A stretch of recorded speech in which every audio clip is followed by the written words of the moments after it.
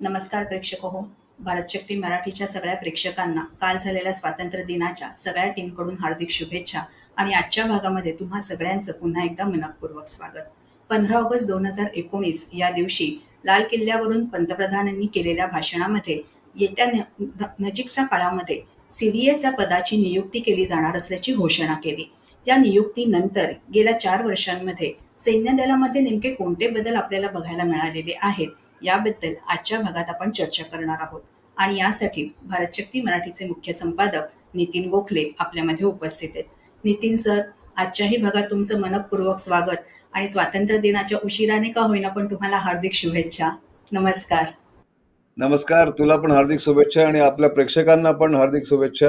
76वा स्वातंत्र्य दिन आपण साजरा केला काल आणि त्याच्यामध्ये घोषणा बऱ्याचशा झाल्या असल्या तरी ही जी घोषणा तू 2019 जो उल्लेख केला आहेस त्याच्यामुळे सैन्यामध्ये बरेचसे काही बदल सध्या घडवून आणण्यासाठी बरीचशी चर्चा सुरू आहे, बरेचसे प्लॅनिंग सुरू आहे. त्याच्या बाबतीत आपण आज चर्चा करणार आहोत. सर, 2019 मध्ये ही घोषणा झालेली होती. मुळामध्ये अशा पदाची आपल्याकडे एक काय म्हणूया आपण गरज आहे असं का भासलं असावं, किंवा ही गरज नेमकी कोणत्या काळामध्ये तयार झालेली होती असं तुम्हाला वाटतं? CDSच्या पदाची गरज जवळजवळ 21 वर्ष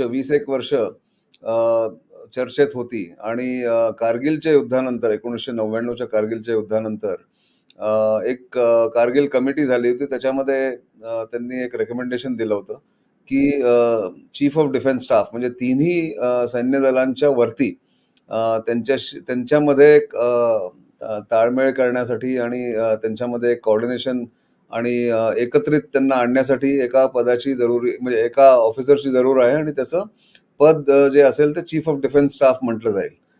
त्याच्यानंतर ग्रुप ऑफ मिनिस्टर्स जे एक झाले होते 4-5 त्याच्यामध्ये सुद्धा हे रेकमेंडेशन होतं. पण पूर्वीच्या कुठल्याच सरकारांनी, अटल बिहारी वाजपेयींचं तेव्हाचं सरकार किंवा नंतर 10 वर्ष UPAचं जे सरकार होतं त्यांनी किंवा मोदींचं पहिल्या कारकिर्दीत CDSच्या नियुक्तीवरती काही विचार झाला नाही आणि काही निर्णय नाही झाला मुख्य म्हणजे. पण 15 ऑगस्ट 2019 मध्ये दुसऱ्या टर्मला जेव्हा त्यांची निवडणूक झाली, जेव्हा पंतप्रधान मोदी परत निवडून आले तेव्हा त्यांनी अचानक अनएक्सपेक्टेडली या पदाच्या नियुक्तीवरती निर्णय घेतला आणि ती घोषणा 15 ऑगस्ट 2019 ला केली. आज हमने निर्णय किया है कि अब हम chief of defence staff CDS इसकी व्यवस्था करेंगे और इस पद के गठन के बाद तीनों सेनाओं के शीर्षस्थ स्तर पर एक प्रभावी नेतृत्व मिलेगा. त्यामुळे त्याच्यानंतर ही प्रक्रिया सुरू झाली की सैन्याचं एकत्रीकरण आणि सैन्याला एकत्रित काम करण्यासाठी कशा पद्धतीचं स्ट्रक्चर बनवायला पाहिजे आणि कुठल्या प्रकारचे बदल सैन्यांमध्ये आणले पाहिजेत याच्यावरती चर्चा त्याच्यानंतर सुरू झाली. आणि 31 डिसेंबर 2019 मध्ये भारताचे पहिले CDS म्हणून तेव्हा आर्मी चीफ जे होते जनरल बिपिन रावत त्यांची नियुक्ती झाली. तर CDSच्या पदाचा हा एक थोडक्यात इतिहास आहे आणि त्याच्यानंतर काय झालं याची चर्चा आपण आता करूया. सर, आता जसं तुम्ही म्हणालात की पहिल्या CDSची नियुक्ती झाली त्याच्यासाठी काही कालावधी आपल्याला बघायला म्हणजे गेलेला आहे असं आपल्याला बघायला मिळालेलं आहे. म्हणजे 15 ऑगस्टला जरी नियुक्ती झालेली असेल तरी त्या पदासाठी योग्य व्यक्तीची निवड होणं याच्यासाठी डिसेंबर महिना उजाडलेला होता. एवढा काळ का गेला असं तुम्हाला वाटतं? नाही, एवढा काळ याच्यासाठी की ते घोषणा झाल्यानंतर CDSच्या ऑफिसचे काय जबाबदाऱ्या असतील, त्यांची काय त्यांच्या हातात कुठली पॉवर असेल आणि त्याच्याबरोबर एक अक्षरशः आश्चर्यजनक असा एक नवीन निर्णय त्याच्यामध्ये जोडला गेला. तो होता डिपार्टमेंट ऑफ मिलिटरी अफेअर्स. याची अपेक्षा कोणीच केलेली नव्हती. CDS सगळ्यांना माहिती होतं की आज नाही उद्या CDSची नियुक्ती होईल, पण डिपार्टमेंट ऑफ मिलिटरी अफेअर्स ज्याच्यामध्ये CDSनं त्यांच्या त्या पदाबरोबरच secretary of department of military affairs म्हणून त्यांची नियुक्ती केली गेली. या कामासाठी त्यांना जवळजवळ 4-1 महिने लागले आणि मगच ती नियुक्ती किंवा त्याची घोषणा केली गेली.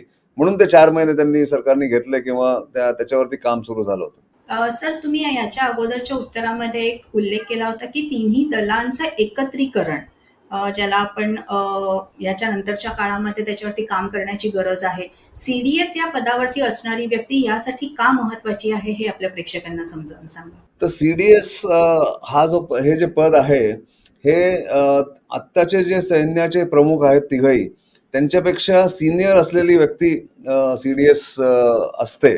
आणि जनरल बिपिन रावत तेव्हा सगळ्यात सिनियर होते म्हणून त्यांना त्यांची ती नियुक्ती केली गेली. पण दुर्दैवाने त्यांचा हेलिकॉप्टरचा त्यांचा ऍक्सिडेंट झाला आणि 8 डिसेंबर 2021 मध्ये ते बाकीच्या 13 लोकांबरोबर त्यांचा मृत्यू झाला त्या हेलिकॉप्टर ऍक्सिडेंटमध्ये. मग त्याच्यानंतर सरकारला परत एक 6 महिने त्यांनी घेतले, 6 ते 7 महिने, की कुठल्या योग्य व्यक्तीला त्याच्यावरती नियुक्त करता येईल. तेव्हा सरकारने हा निर्णय घेतला की रिटायर झालेले लेफ्टनंट जनरल अनिल चौहान, ज्यांना नंतर जनरलचा दर्जा दिला गेला 4 स्टारचा, त्यांची नियुक्ती त्यांनी ऑक्टोबर 2022 मध्ये केली. म्हणजे डिसेंबर पासून ऑक्टोबर पर्यंत जवळ 10-11 महिने सीडीएस पदावरती कोणीच व्यक्ती काम करत नव्हतं. त्याच्यात जो वेळ गेला त्याच्यामध्ये बरंच पिछेहाट झाली थोडीशी. पण आता परत ऑक्टोबर 2022 पासून याच्यावरती जोरात काम सुरू झालेलं आहे. आणि जे दुसरे सीडीएस आहेत जनरल अनिल चौहान, त्यांनी बाकीच्या सैन्य दलांच्या प्रमुखांबरोबर काम करून काम पुढे सरकवलेलं आहे. या थिएटरायझेशन किंवा जॉईंट थिएटर कमांड ची निर्मिती करण्यासाठी किंवा त्याचं एक स्ट्रक्चर बनवण्यासाठी हे झालेलं आहे. पण सीडीएस नेहमी बाकीच्या तिन्ही चीफ्स पेक्षा सिनियर असला पाहिजे हे असं एक त्याच्यात अट आहे त्यांच्या त्या नोटिफिकेशन मध्ये. म्हणून जनरल अनिल चौहानला नियुक्त केलं गेलं. तर या आत्ताच्या बाकी तिन्ही सैनिक जे प्रमुख आहेत सैन्य दलांचे त्यांच्यापेक्षा सिनियर आहेत. सर, असं म्हटलं जातं की ही सीडीएस पदाची जी नियुक्ती किंवा त्याची निर्मिती केली गेली त्याच्यामागे इतर काही देशांची मॉडेल्सही तेवढीच महत्वाची आहेत. म्हणजे जसं USA आहे, UK आहे, ऑस्ट्रेलिया आहे किंवा अगदी चीन सारख्या देशाचं सुद्धा मॉडेल थोडंफार अभ्यासून आपण याचा अशा पद्धतीची पदनिर्मिती करण्याचा निर्णय घेतलेला आहे. इतर देशांमध्ये नेमकी काय परिस्थिती आहे आणि आपल्याकडे नेमकी काय परिस्थिती आहे ह्याचा थोडासा एक लेखाजोखा मांडू शकाल का? हो, नक्कीच. आता सगळीकडचीच व्यवस्था आता अभ्यास त्याचा होतोय आपल्याकडे.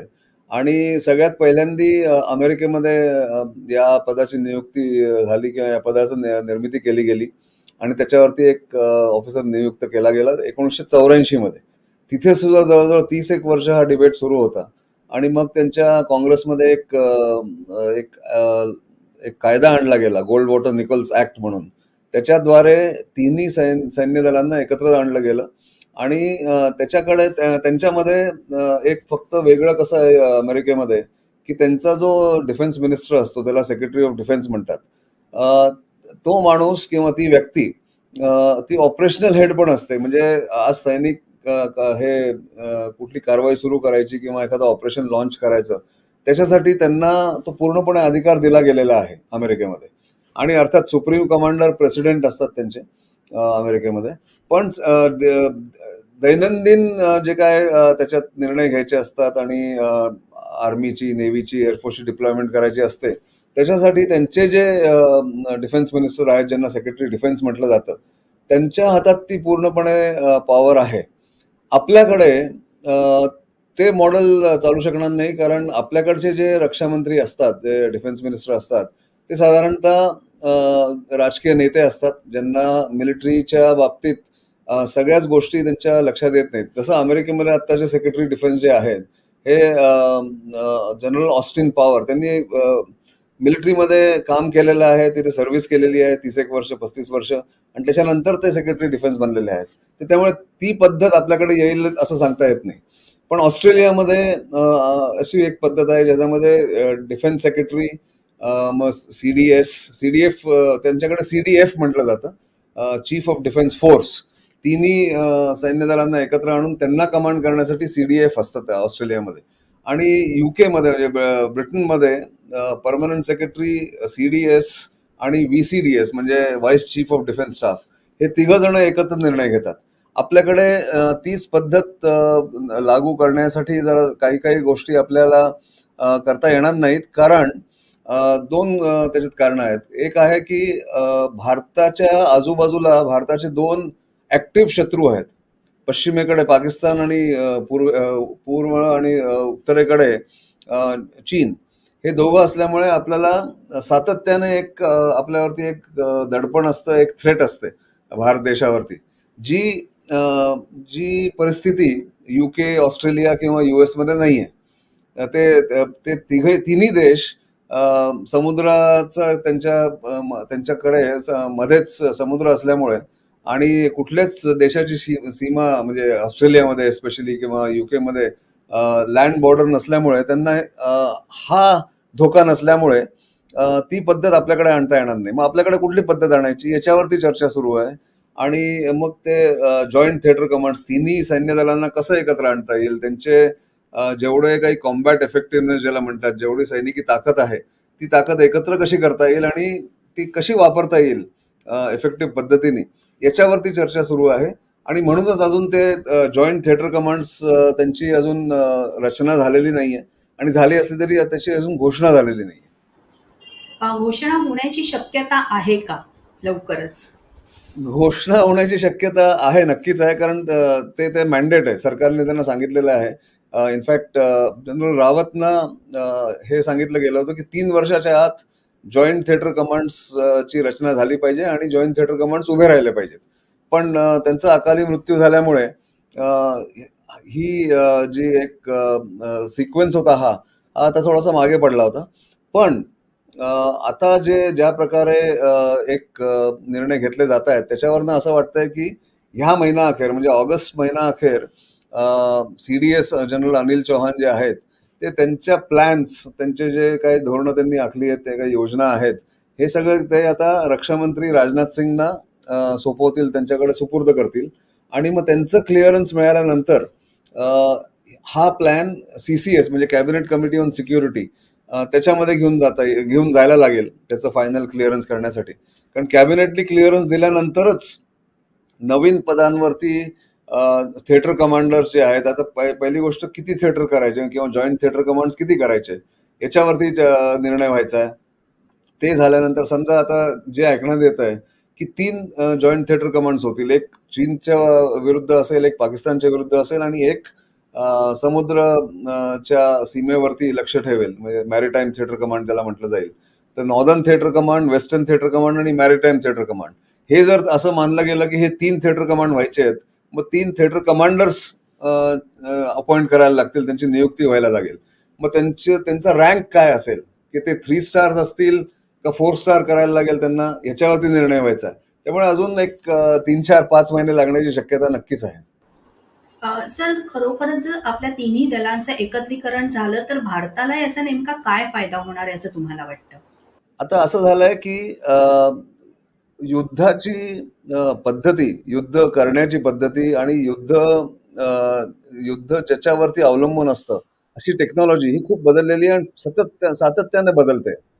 त्यामुळे पूर्वी कसं असायचं की तिन्ही सैन्य दल आपापले प्लॅन करून तेव्हा युद्ध करू शकत होते. 71च्या लढाईमध्ये जसं असं झालं होतं 52 वर्षापूर्वी, की आर्मी, नेव्ही, एअरफोर्सने आपापले प्लॅन बनवले होते आणि त्याप्रमाणे त्यांनी पाकिस्तानला हरवलं.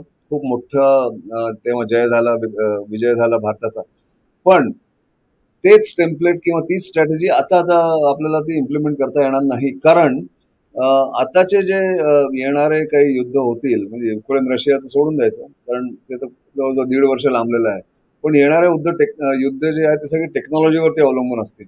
आणि जोपर्यंत तिन्ही सैन्य दल एकत्र येऊन त्यांची जेवढी ताकद आहे ती एकत्र करणार नाही, तोपर्यंत त्यांचा इफेक्टिव्हनेस पूर्णपणे त्याच्यात येणार नाही आणि शत्रूवर मात करता येणार नाही, असं एक धारणा सगळ्यांची झालेली आहे. कारण कॉम्बॅट इफेक्टिव्हनेस ज्याला म्हणतात, की सैनिकी ताकद ही तिन्ही दलांकडनं एकत्र आली तरच ते होऊ शकतं.